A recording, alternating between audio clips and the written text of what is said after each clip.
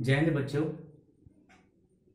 बच्चों। हम लोग अंग्रेजी तो सीख ही रहे हैं, लेकिन हमारा उद्देश्य यह होना चाहिए कि हम भाषा को सीखें। सिर्फ वर्ड मीनिंग समझें और ग्रामर को समझें, इससे भाषा का सीखना नहीं हो सकता है। और भाषा सीखने का सबसे सशक्त माध्यम है कहानी को सुनना, कहानी को बोलना, कहानी को पढ़ना और कहानी को लिखना। यह प्रक्रिया सु बो पली कहलाती है। सु से सुनना, बो से बोलना, प से पढ़ना और ली से लिखना। तो इस प्रक्रिया में क्या है कि हम पहले सुनेंगे, फिर बोलेंगे, फिर पढ़ेंगे, फिर लिखेंगे।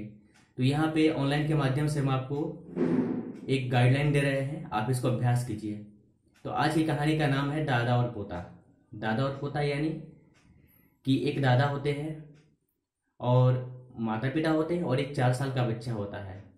माता पिता यानी बच्चे के माता पिता बच्चे के दादा के साथ अच्छा बर्ताव नहीं करते, अच्छा व्यवहार नहीं करते हैं।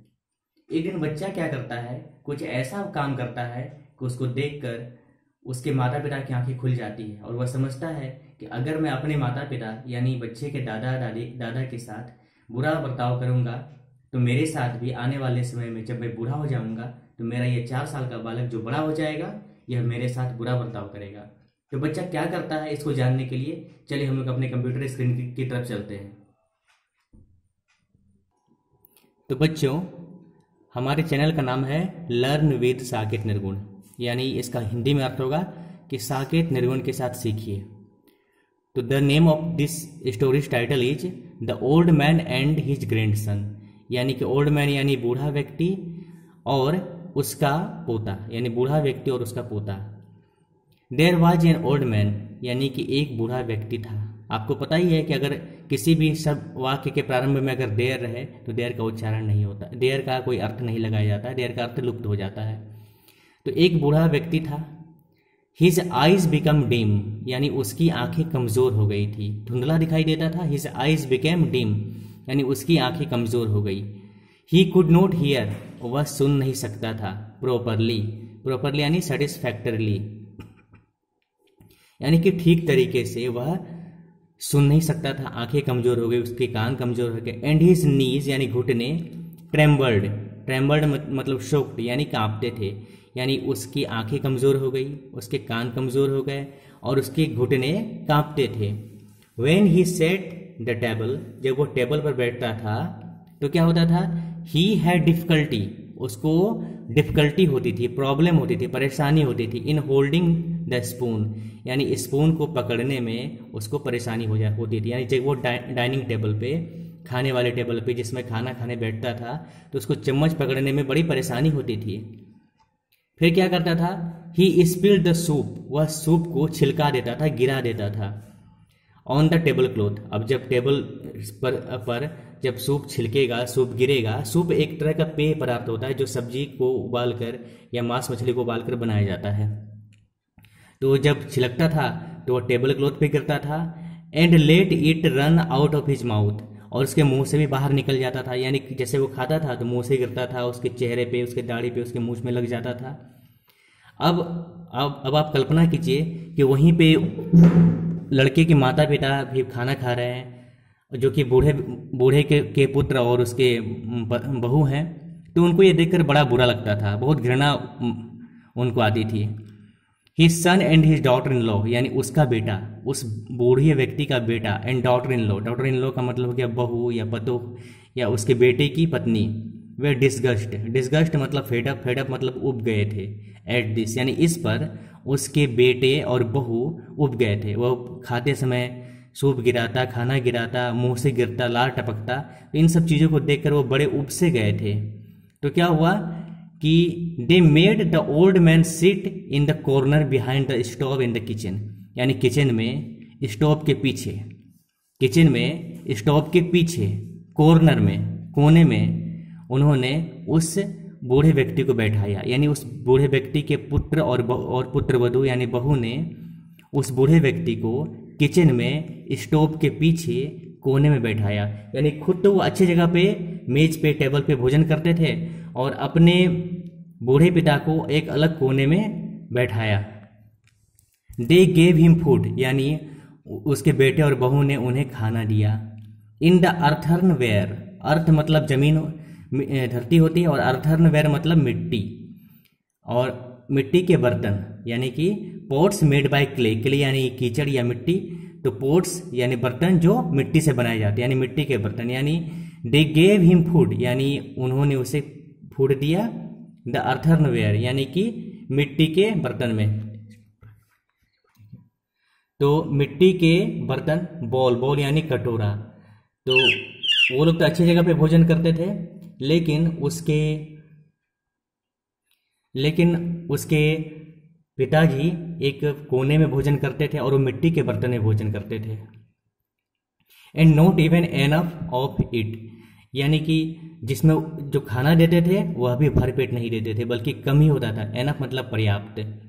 The old man used to look the table with his eyes full of tears, यानी कि टीयर मतलब आंसू, आंसू से भरे हुई आंखों से वह बूढ़ा व्यक्ति, वह बुजुर्ग व्यक्ति टेबल को देखता था। उसको बड़ा बुरा लगता होगा ना कि जब उसके बेटे बहू एक अच्छी जगह पे खाना खाते हैं, अच्छे बर्तन में खाना खाते हैं, अच्छा भोजन खाते हैं और भर पेट खाते हैं, वही बूढ़ा व्यक्ति एक उपेक्षित महसूस हो रहा है, उसको अपमान करके उसको कोने में बैठाया जा रहा है, मिट्टी के बर्तन में दिया जा रहा है और खाना भी भर पेट नहीं है, तो उसे काफ़ी बुरा लगता होगा।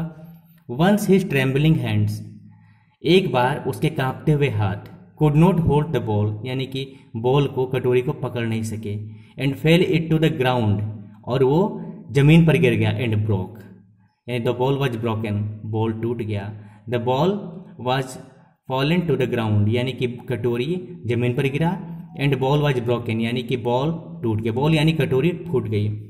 His son and daughter in law scolded, यानी कि उसके बेटा और उसके बहू ने डांटा हिम, यानी उसको डांटा, बट ही सेड नथिंग, लेकिन उस बूढ़े व्यक्ति ने कुछ भी नहीं कहा, बिल्कुल कुछ नहीं कहा, वह शांत रहा। ही सेड नथिंग, उसने कुछ नहीं कहा, एंड ओनली साइड मतलब एक्सप्रेस्ड ग्रीफ और सोरो, यानी कराहने लगा, लेमेंट करने लगा। जब उसके बेटे और बहू ने उसको डांटा, स्कोल्डिंग किया, तो उस बुजुर्ग ने कुछ भी नहीं कहा, बल्कि सिर्फ साई किया, कराहा। Then they bought him a cheap wooden bowl, फिर उसके बेटे और बहू लाए उसके लिए एक सस्ता सा, चीप मतलब सस्ता, वुडन मतलब लकड़ी, बॉल यानी लकड़ी की सस्ती सी कटोरी ले आए, आउट ऑफ विच यानी जिसमें से ही हैड टू ईट, उसे खाना पड़ता था। One day the young man and his wife were sitting in their drawing room, एक बार वो जवान व्यक्ति एंड हिज वाइफ और उसकी पत्नी वर सिटिंग बैठ रहे थे इन देयर ड्राइंग रूम, यानी कि बैठक रूम में। एक दिन वो व्यक्ति और उसकी पत्नी बैठे थे, तभी क्या होता है देखिए, बड़ी ही मार्मिक बात है। सडनली यानी अचानक, देयर लिटिल सन, उनका छोटा बेटा, हु वाज 4 years old, जो 4 साल का था, बिगेन टू गैदर, यानी कि वो कुछ जमा किया, सम पीसेस ऑफ वुड, यानी कुछ लकड़ी के टुकड़े को उसने जमा किया। यानी क्या हुआ कि जब उसके माता पिता, मतलब बच्चे के माता पिता बैठक खाने में बैठे थे, तो ये छोटा बच्चा जो 4 साल का था, वो लकड़ियों के टुकड़े को जमा करने लगा और उसको क्या करने लगा, देन ही स्टार्टेड अरेंजिंग, यानी उनको वो सजाने लगा, उन लकड़ी के टुकड़ों को सजाने लगा। देम यानी उनको, ये उनको कहा गया, लकड़ी के टुकड़ों को अरेंज करने लगा, सजाने लगा, व्यवस्थित करने लगा। ऑन द फ्लोर यानी फर्श पर, जमीन पर, या जिस रूम में बैठा था, बैठक रूम में, सिटिंग रूम में, लिविंग रूम में, ड्राइंग रूम में जहाँ था, तो उसके फ्लोर पर, उसके फर्श पर वो सजाने लगा। What are you doing there, तुम यहाँ क्या कर रहे हो, आस्क्ड द फादर, यानी कि उस बच्चे के पिता ने उससे पूछा, द फादर आस्क्ड, पूछा, what are you doing there, तुम यहाँ क्या कर रहे हो। तो बच्चे ने कहा, I am making a little ball, मैं एक छोटा सा बॉल बना रहा हूँ। बॉल मतलब कंटेनर, कटोरी, हम लोग आगे पढ़ चुके हैं, पीछे पढ़ चुके हैं। आंसर द चाइल्ड, चाइल्ड ने आंसर दिया, the father and mother to eat when I am big, यानी कि मैं एक छोटी सी, मैं कटोरी बना रहा हूँ, मैं छोटी सी कटोरी बना रहा हूँ। किस लिए बना रहा हूँ, अपने माता और पिता के लिए बना रहा हूँ, उनके खाने के लिए बना रहा हूँ। टू ईट यानी खाने के लिए बना रहा हूँ। व्हेन आई एम बिग, जब मैं बड़ा हो जाऊंगा तो मेरे माता और पिता इसी छोटी सी कटोरी में खाएंगे। The man and his wife looked at each other मतलब एक दूसरे को, यानी कि वह व्यक्ति और उसकी पत्नी ने एक दूसरे को देखा। फॉर ए वाइल यानी कुछ देर के लिए। छोटे बच्चे के ऐसे जवाब को सुनकर उसके माता पिता आश्चर्यचकित रह गए और हैरानी पूर्वक उन्होंने एक दूसरे को देखा। And began to cry, began मतलब शुरू करना, और क्राई मतलब रोना, यानी कि रोना शुरू कर दिया, रोने लगे। बिगेन वे लोग रोने लगे। दे रियलाइज्ड, उन्होंने माना, उन्होंने रियलाइज किया, how they have been ill treating, यानी कि वे लोग बुरा बर्ताव करते रहे, गलत बर्ताव करते रहे। किससे? देयर फादर, अपने पिता से, यानी कि उस बूढ़े बुजुर्ग से, बूढ़े व्यक्ति से उन लोगों ने कितना बुरा बर्ताव करते किया है। And setting A wrong example, और उन्होंने एक गलत उदाहरण पेश किया है अपने पुत्र के सामने। बिफोर देयर सन, यानी उन्होंने अपने पुत्र के सामने एक बहुत ही गलत उदाहरण पेश किया है। रियलाइजिंग दिस, इस बात को मानते हुए, दे टुक द ग्रैंडफादर, वे अपने ग्रैंडफादर को लिए टू द टेबल, यानी अपने पिता को, यानी वो जवान व्यक्ति अपने पिता को यानी बच्चे के दादाजी को टेबल तक ले गया। फ्रॉम दैट डे, यानी कि उस दिन से, दे ऑलवेज, वे सदा, लेट ईट विद देम, और अपने साथ खाने देते। एंड सेड नथिंग, और कुछ नहीं कहते। Even if he spilled food on himself और ऑन द टेबल और ऑन द टेबल क्लॉथ, यानी कि तब से वह व्यक्ति अपने पिता को खाने देता, उनसे कुछ नहीं कहता, भले ही खाना गिर जाता, टेबल पे गिर जाए या उस पर गिर जाए या टेबल क्लॉथ पर गिर जाए, कुछ भी हो जाए तो उसे खाने नहीं देता। तो इस कहानी से हमें यह शिक्षा मिलती है कि हमें कभी भी अपने बूढ़े बुजुर्ग के साथ बुरा बर्ताव नहीं करना चाहिए, नहीं तो अंत में हमारे साथ भी, हमारे ये बच्चे हमारे साथ ऐसा ही करेंगे।